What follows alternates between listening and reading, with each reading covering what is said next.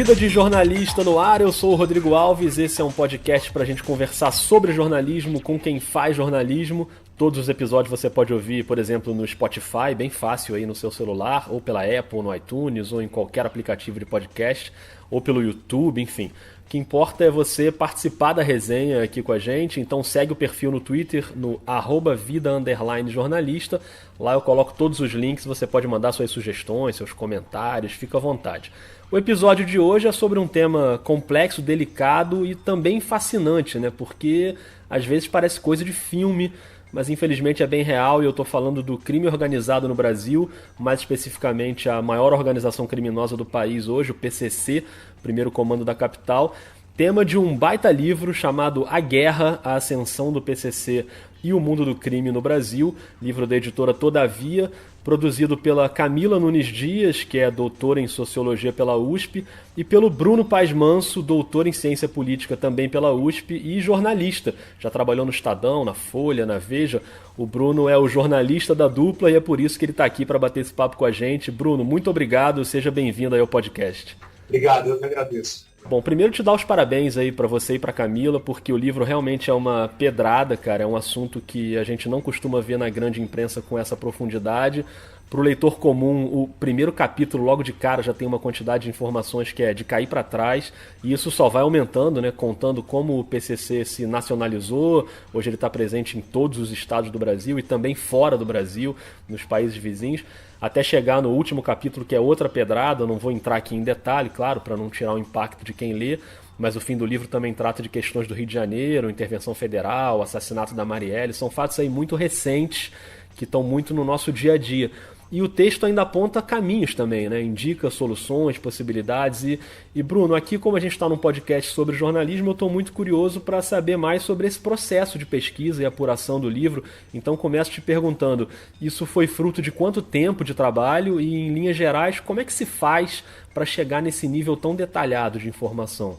Cara, olha, Rodrigo, na verdade, tanto no meu caso como da Camila, são anos, né? Na verdade, isso é um resultado de muitos anos que a gente vem pesquisando esse assunto, né?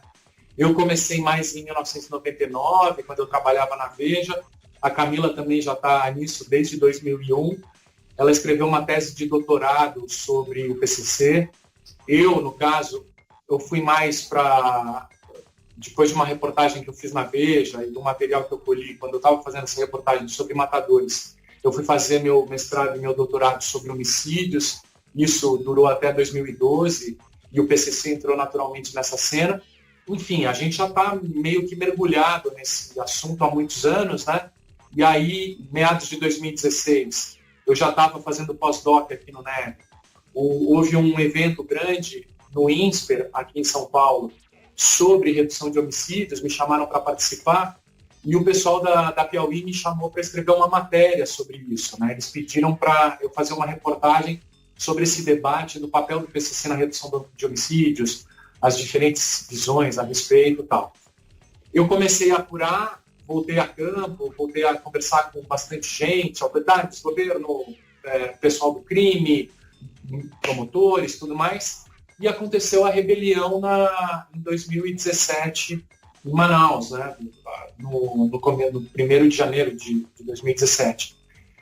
E a Camila, ao mesmo tempo, era uma fonte minha nesse processo da matéria da Piauí. A gente vinha conversando bastante, a gente já se conhece faz tempo, mas ela estava me ajudando e ela estava fazendo uma série de entrevistas nas fronteiras com pessoas de diferentes gangues. Eu vinha acompanhando esse processo de detenção dentro dos presídios junto com ela.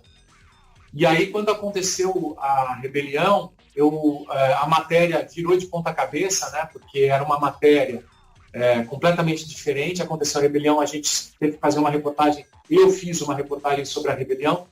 Saiu em fevereiro de 2017 na Piauí, uma matéria grande, legal, tentando dar um pouco, partindo dessa fotografia das rebeliões para falar do PCC. E aí, depois que saiu a matéria, vieram me chamar para escrever o livro, né? E aí a Camila, que conhecia muito também, e uma possibilidade de discutir em dois e escrever a quatro mãos, tal, eu achava que poderia ser ter um resultado interessante, mais consolidado, mais maduro, tal. a gente escreveu em um ano, né? E aí a gente parte dessa fotografia, falou, a gente tem um super material de anos e anos de pesquisa, por onde a gente vai, o que é importante falar e o que a gente vai escolher para colocar no livro, né? Fui meio longo aí na resposta, mas é que realmente é um processo quase de anos, quer dizer, quase não, um processo realmente de anos de mergulho aí nessa cena que a gente está tentando entender. Não, mas é bom até pra gente entender como funciona essa parceria entre jornalismo e universidade, né? E aí não tô nem falando só da Camila, você mesmo é muito ligado à área acadêmica. E nesse tipo de apuração, como é que é a relação com as fontes, assim? Você falou, por exemplo, dessas entrevistas que a Camila estava fazendo, que você fez também. Vocês até citam nos agradecimentos do livro, né? Tem uma gratidão ali às pessoas que ajudaram vocês a chegar nessa realidade, mais perto dessa realidade, sem citar os nomes no livro, mas então dentro do que você pode revelar, como é que é a relação com essas fontes? É uma relação densa, né? E foi se transformando ao longo do tempo, né? No caso dos homicidas, por exemplo, que eu entrevistei, todos estavam soltos, era uma época que São Paulo tinha muitos homicídios. Por exemplo, esse é um tipo de relação com fonte. Você quer que o cara te conte sobre vários assassinatos que ele praticou, ele não está preso por causa deles, então você tem que ter uma relação de confiança muito grande, tem que ser muito transparente. Olha, eu quero entender uma cena que está acontecendo em São Paulo. O meu papel aqui não é de um policial, é de alguém que está tentando entender isso daí. Então, me explica por que você mata, quem você mata. E isso com a mediação do advogado deles, que na época eu conhecia, por exemplo, que falou, olha, o Bruno é de confiança, pode contar, ele não vai dar os nomes, ele quer explicar um pouco a história dos homicídios. Então, você chegar com alguém de confiança fazendo essa mediação e ser muito transparente na hora de conversar é fundamental. Agora, existe também, conforme o tempo foi passando, no caso das prisões, quando a Camila vai conversar nos presídios, primeiro você tem que estabelecer uma relação de confiança com os próprios funcionários, né? De sentir confiança de que a conversa é importante, que tem um sentido público e tal, e dos próprios integrantes, que também tem que ter uma clareza de que não vão sofrer consequências em relação a isso. Então, no nosso caso, como é um assunto delicado e como a nossa proposta é ouvir o máximo de pessoas e o máximo de visões diferentes, né, tanto do crime como da polícia, como do governo, como do Ministério Público, é muito importante essa diversidade de fontes. No caso do crime, a gente tem que ter muita transparência e clareza por que a gente quer ouvi-los, qual a relevância da fala deles e da explicação deles para o nosso trabalho, e isso implica um sigilo da fonte, né? Porque a condição que a gente consegue essas entrevistas é que ela não seja usada contra eles, né? Então, passa por muita negociação mesmo, né? E muita relação de confiança, né? E por mais que vocês tenham todo esse cuidado de desenvolver uma confiança nessa relação, essa relação passa por algum nível de risco para vocês, de sofrer uma ameaça ou passar por alguma situação delicada? Acontece isso ou não? Acontece. Pode, sem dúvida, sempre pode acontecer, inclusive te colocar em dilemas éticos, né? Porque você está ouvindo crimes muito graves, né? E às vezes a situação começa a fugir um pouco do seu controle e você tem que ter um certo jogo de cintura e tomar decisões, às vezes, difíceis, né? Mas que você precisa assumir o debate ético, né? Quando, por exemplo, em 1999, quando eu fiz essa matéria da Veja, talvez tenha sido a situação mais delicada, que eu estava entrevistando um dos matadores, ele falou que tinha que acabar a entrevista às 19h porque ele ia matar uma pessoa. Nossa. Que era um traficante do bairro e tal. Em tese, eu teria que chamar a polícia, né? É o tipo da coisa que você não pode saber de um crime que vai ser praticado. E, ao mesmo tempo, se eu chamasse a polícia, obviamente, eu estaria condenado à morte, né? Porque seria um dilema muito complicado. E aí você toma uma decisão, eu tomei essa decisão de não chamar a polícia, não fiz nada a respeito e assumi o debate ético de que a minha justificativa para isso fez parte dessa relação de confiança e, ao mesmo tempo, do benefício público que eu estava buscando e que eu me arrisquei ao conversar com ele, dos riscos que isso implicava, né, e que eu estava assumindo isso, né, porque existia uma relevância de saber a respeito dos processos de decisão e de escolha e tal. Mas é uma situação muito delicada mesmo, né? E mesmo pode, de repente, surgir um baseado e aí vem uma rodinha de pessoas fumando e aí o baseado cai na sua mão, você fuma ou não fuma?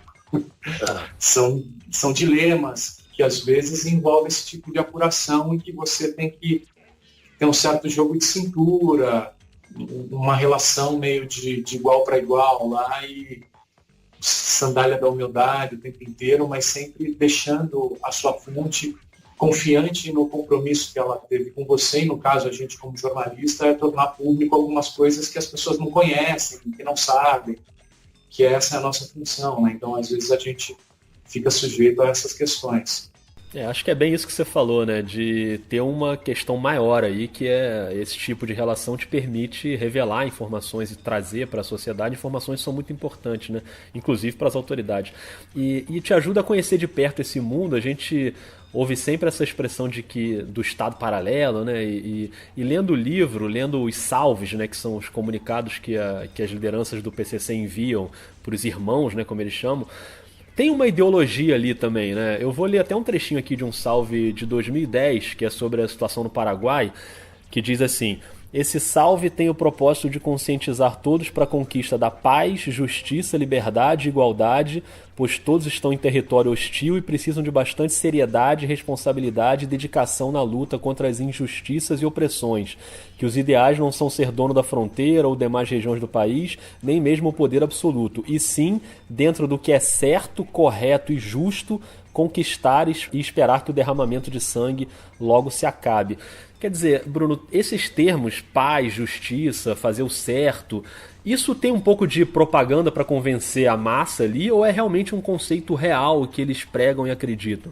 Eu acho que é uma proposta real com quem eles estão falando. Você imagina um grupo que surge em 1993, quando havia 30 mil presos, né? Eles surgem depois do massacre do Carandiru, como a gente conta no livro, é uma história bem conhecida. O sistema de São Paulo, a partir daí, começa a se expandir, passa de 33 prisões para 170 prisões quase, e de 30 mil presos para 230 mil presos.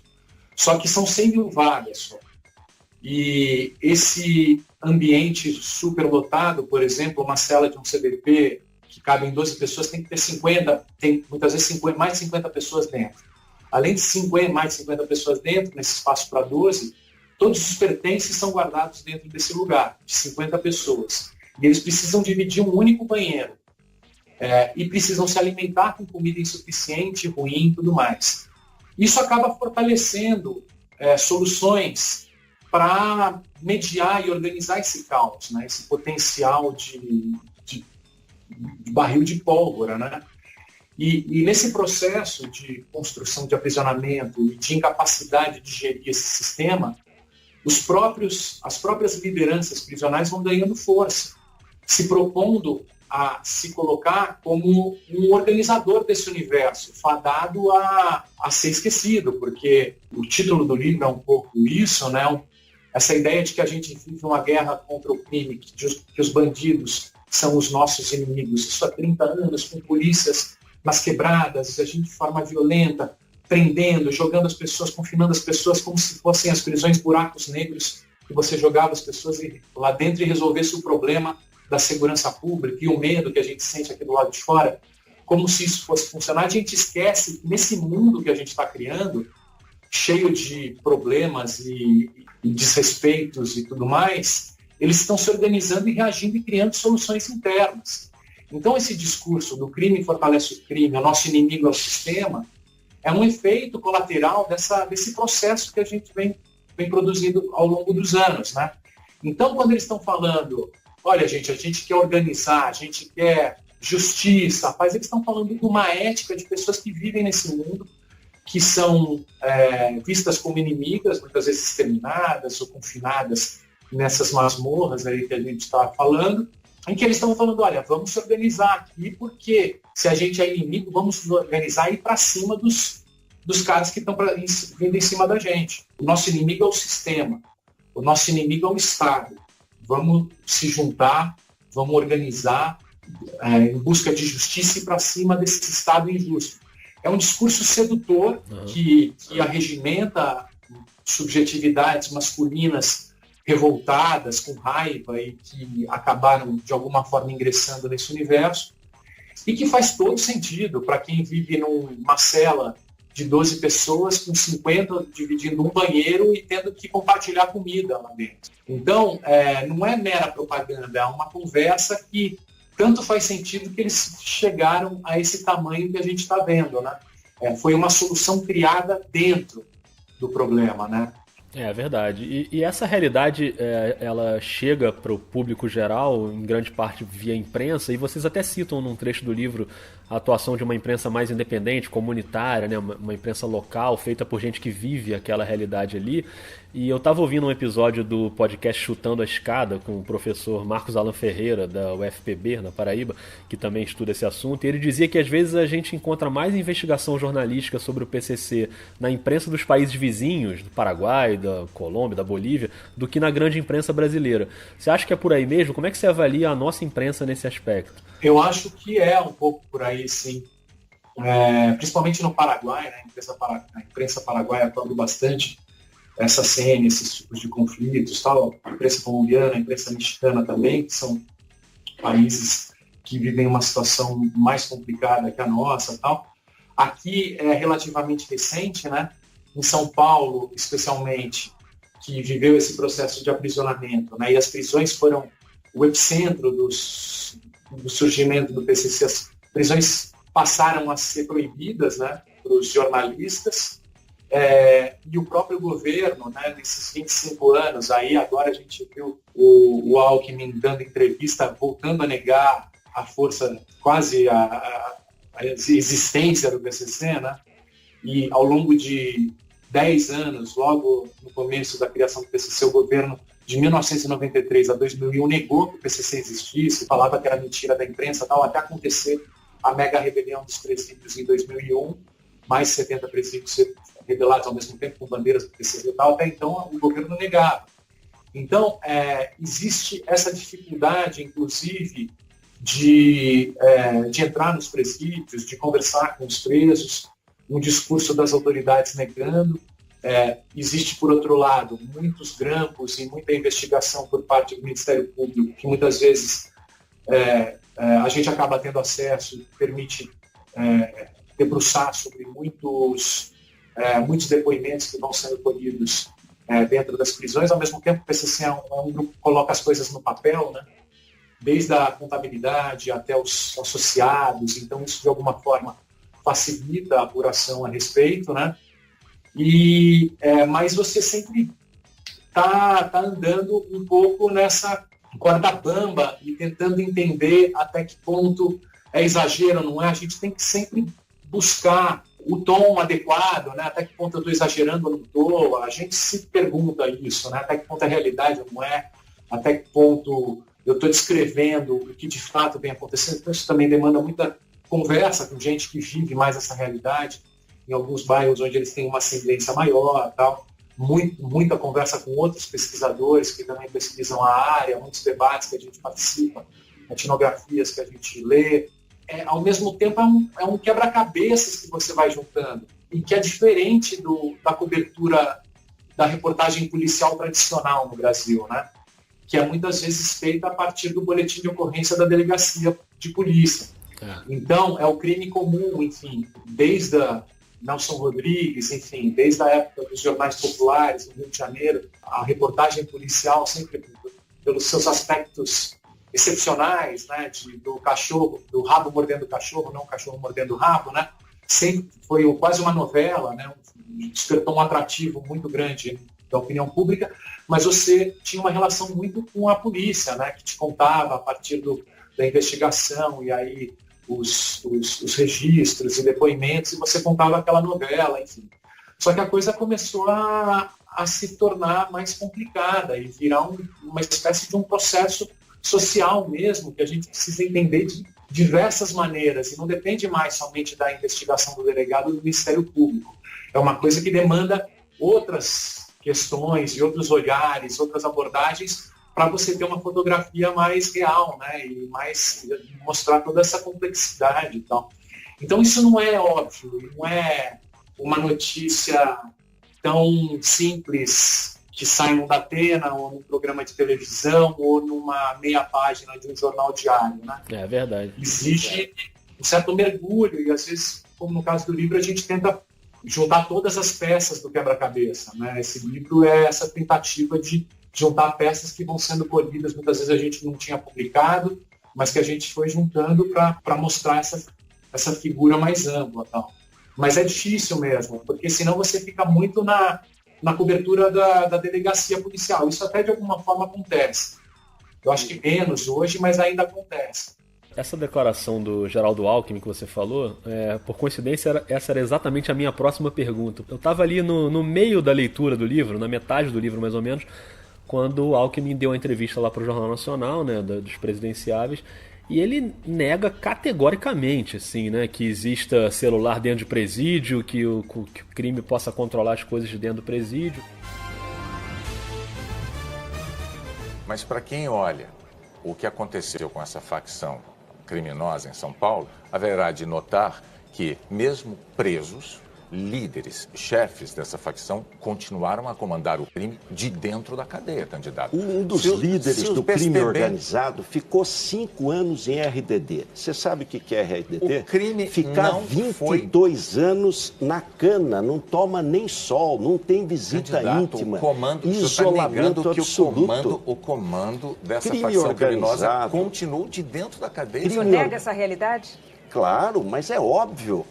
Isso aí são coisas que vão sendo repetidas e acabam virando verdade. Explica para mim, como é que no Brasil tem 30 homicídios por 100 mil habitantes e no mesmo país, no país que tem a maior população, tem 8 homicídios por 100 mil habitantes? A maior facção criminosa do Brasil, nascida em São Paulo, com seus líderes ou chefes presos em São Paulo, continua operando, se expandindo pelo Brasil e fora do Brasil, e não tem comando de dentro das cadeias, sem bilhete apreendido, dentro de vaso sanitário. Não tem.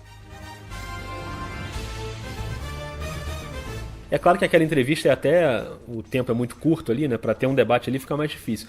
Mas as autoridades geralmente têm esse lema, né? De é melhor não falar, porque senão ajuda a glamorizar o crime, fortalece a facção, e acaba sempre indo por um caminho que vocês abordam muito no livro, que é esse caminho do encarceramento em massa, das ações violentas que são sempre em regiões mais pobres, e pouco trabalho de inteligência, pouco rastreamento da grana, né, que o crime movimenta, debate sobre legalização das drogas, enfim. Fica um discurso das autoridades meio não, né? Acho que totalmente descolado do que é a realidade, né? Eu acho que essa é uma das grandes brechas que permitiu o PCC se tornar o que é, essa negação do problema, né? Quando você nega o problema, ou tenta minimizar o problema, ou tenta largar o problema na mão de um secretário da administração penitenciária para ele administrar, sendo que é um problema intersetorial que deveria envolver desde Secretaria de Administração Penitenciária, mas também Secretaria de Segurança Pública, Educação, Esporte, Saúde. Você precisa conversar com essa molecada que está sendo seduzida pelo crime. A gente está disputando com o crime essas trajetórias de vida, né? A gente precisa convencê-los de que é uma furada, de que é uma ilusão essa trajetória no crime. Então passa por muita coisa. E a partir do momento que você nega que isso existe, que você fala que é uma invenção, você simplesmente não consegue enfrentar o problema, você não está lidando com o problema, você está agindo da pior forma possível e deixando o problema acontecer, né, e crescer.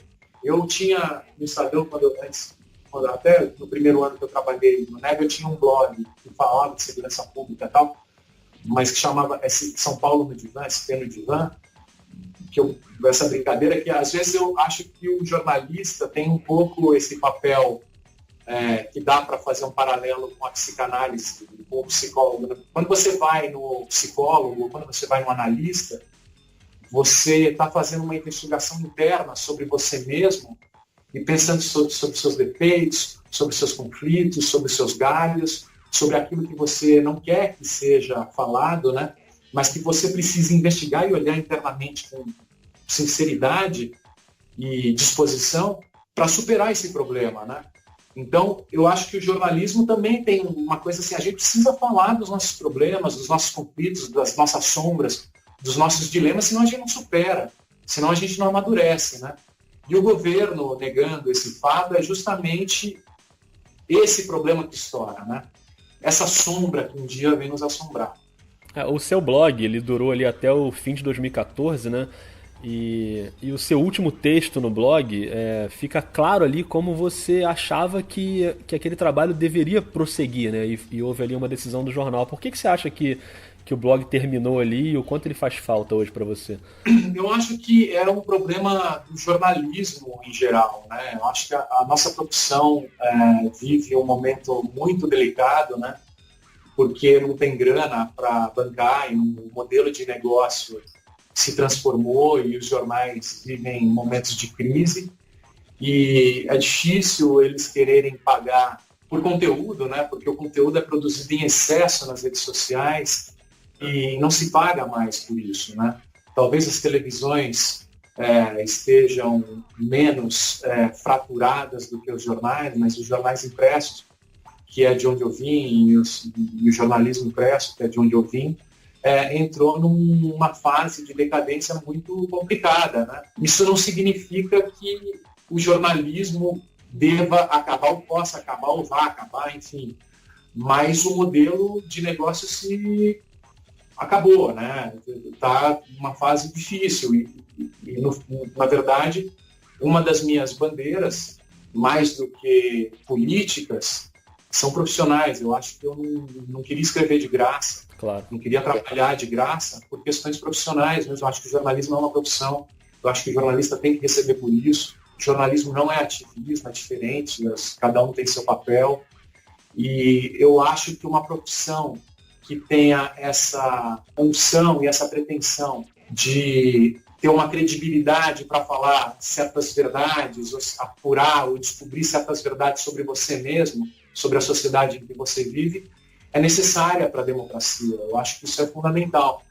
Então, eu não quis escrever de graça, eu não quero escrever de graça, eu acho que a minha bandeira ainda é pela profissão, descobrir formas de bancar esse trabalho, né? Então, foi por causa disso que eu parei, não achava que dependia de mim para fazer militância a respeito dos direitos humanos, eu não acho que é esse o meu papel, eu acho que o meu papel é de jornalista com um olhar sobre os direitos humanos, que é a minha história, é um pouco que eu observo, eu acho que é o problema que eu acho importante tratar, mas profissionalmente, e com uma credibilidade de mostrar a complexidade dos diversos lados do problema, tal, e não militando mais politicamente. Né? A gente está reinventando a profissão, né? Inventando receitas, descobrindo formas de receber pelo trabalho e tal, mas que não está fácil, né? Você sabe. Não tá nada fácil. Agora, Bruno, pra gente amarrar aqui o nosso papo, eu queria te fazer mais duas perguntas que estão interligadas. A primeira é, quando eu acabei de ler o livro, me veio um sentimento assim, caramba, será que as autoridades, aí eu falo de polícia, secretarias, governo estadual, administração penitenciária, governo federal, será que eles sabem de todas essas informações? Ou será que eles se interessam em saber? E aí a pergunta que eu fiz para mim, agora eu faço para você. Todo o material do livro é de conhecimento dos serviços de inteligência das autoridades que a gente tem no Brasil? Eu acho que tem muita coisa que eles sabem, tem muita coisa que eles escutam, só que eles não entendem a complexidade desse fenômeno, né? Esse é o principal problema, né? E a gente delega isso para a polícia e para o Ministério Público, para a Justiça, com uma facilidade muito grande, sendo que o problema é diferente. Então você imagina essas autoridades, ou os policiais mesmo, ou essas pessoas, no caso, a gente está vendo essa eleição presidencial, esse discurso defendendo maior turbulência, maior violência policial, são pessoas que acham e acreditam numa coisa que o senso comum é muito fácil você acreditar. De que quando você é violento, armado, quando você é um soldado em defesa da ordem, você consegue estabelecer a ordem. Então, a polícia, o exército, tanques de guerra, armas, prisões, tudo isso, esse arsenal de guerra, ele faz com que as pessoas, por medo de serem punidas ou serem vistas como inimigas, obedeçam por causa disso. Então, existe essa visão, essa subjetividade muito masculina, isso é muito ligado a gênero, isso você vê as pessoas que fazem esse discurso, de que pela força, pela violência, as pessoas obedecem. E o que a gente tem visto é justamente o contrário, que eles se organizam e reagem e vêm para cima e compram a guerra. Já que nós somos inimigos a serem exterminados ou confinados, a gente não abaixa a cabeça para esse sistema e vai para cima do sistema. A gente cria os nossos homens-bombas, que preferem morrer antes dos 25 anos, ou ser confinados, ou perder a liberdade, mas não abaixam a cabeça para o sistema, porque o sistema é visto como algo a ser destruído. Então, a gente produz esse ódio, a gente produz essa... a gente cria todo esse ambiente que permite que as facções seduzam a molecada, trabalhando com tudo isso. Então, o que acontece é que esses caras que acreditam na guerra e na violência, eles não percebem a complexidade desses efeitos colaterais, porque eles acham que quando você está contando isso, problematizando e discutindo tudo isso que está acontecendo, você está defendendo o bandido, que você está falando que o bandido é coitadinho, e ele não percebe que você está do mesmo lado que você está buscando uma sociedade mais justa, com mais ordem, que as pessoas tenham mais solidariedade entre si, que haja um contrato que todos se beneficiem e tudo mais. Ele acha que você está do lado do inimigo dele. É difícil, são pessoas muito binárias, né? O inimigo ou o mocinho, ou preto ou branco.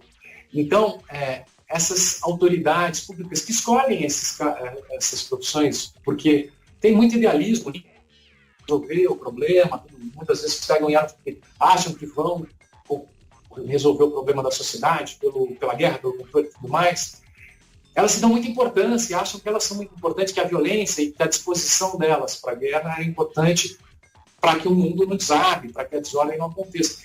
Então, a dificuldade é esse debate público, na opinião pública, de mostrar e de convencer que esse remédio é o nosso veneno, que essa dose excessiva está nos matando, e que é necessário terapias alternativas, né? Sem querer dar spoiler, mas eu gosto muito do último capítulo do livro, que eu acho que a gente amarra bastante a discussão para essas questões alternativas e muito práticas mesmo, né? Como é que a gente cria um Estado que abra portas e não que seja visto como um soldado em guerra que só empurra a molecada para o exército inimigo. É verdade. O último capítulo do livro, como você falou, eu admito que ele serviu para mim como um certo alento, assim, porque a leitura toda do livro eu fui sendo tomado por um sentimento de, caramba, não tenho o que fazer, isso é um negócio tão gigantesco, tão grande, tão, né, descolado da nossa realidade de quem está de fora, que não tem muito o que fazer. E aí o último capítulo quebra um pouco isso, assim, com essa proposta de soluções. Aí você tem uma visão até um pouco mais otimista, assim, do que pode ser feito. E aí eu queria encerrar fazendo o outro lado daquela minha pergunta sobre as autoridades, que é: e o PCC? O PCC sabe do livro, sabe do trabalho de vocês? Aí eu digo a sintonia geral final lá, que é a elite do PCC lá dentro da cadeia. Você tem informação se o livro chega lá? E aí eu digo livro, talvez não esse livro que está mais recente, mas outros trabalhos que vocês já fizeram. Eles se interessam em ler esse tipo de coisa? Eles se incomodam com isso? Você tem informação disso? Sim, eles leem, se interessam. Acho muito provável que já estejam lendo. Não sei como é que vão ler. Não sei o que isso vai significar, mas o que talvez eu acredito é na honestidade da nossa intenção de mostrar uma coisa que as pessoas não conheçam e que essa honestidade, mais do que uma tentativa de acusar ou de estigmatizar grupos, é mostrar justamente a complexidade e os diversos aspectos do problema, tanto do crime como da polícia, como da sociedade em si. Então a gente não está apontando o dedo para ninguém, a gente está tentando descrever um problema dessa forma quase terapêutica mesmo, né? Olhando para dentro, olhando para a gente mesmo, tentando entender os nossos galhos, as nossas sombras, as nossas raivas, para a partir daí amadurecer e sair melhor dessa. Não que a gente consiga, talvez não, talvez sim, ou talvez mais ou menos, mas essa honestamente é a intenção do livro. Então eu acredito que essa nossa intenção seja compreendida. Bom, Bruno, eu não sei se as autoridades já estão lendo, se o PCC já está lendo, mas para o público em geral o livro está aí disponível, eu recomendo muito, A Guerra, da editora Todavia. E Bruno, te agradeço muito pelo papo, acho que foi muito informativo, esclarecedor, parabéns pelo trabalho, super importante, agradece e manda um beijo também para Camila e parabéns pelo trabalho dela e muito obrigado, viu? Eu que agradeço, gostei muito do papo também. Legal, assim a gente encerra mais um episódio do Vida de Jornalista. Se você quiser ouvir todos os outros papos, é só procurar o podcast aí no seu celular. E não esquece de seguir a gente no Twitter, no @vida_jornalista. Valeu e até a próxima.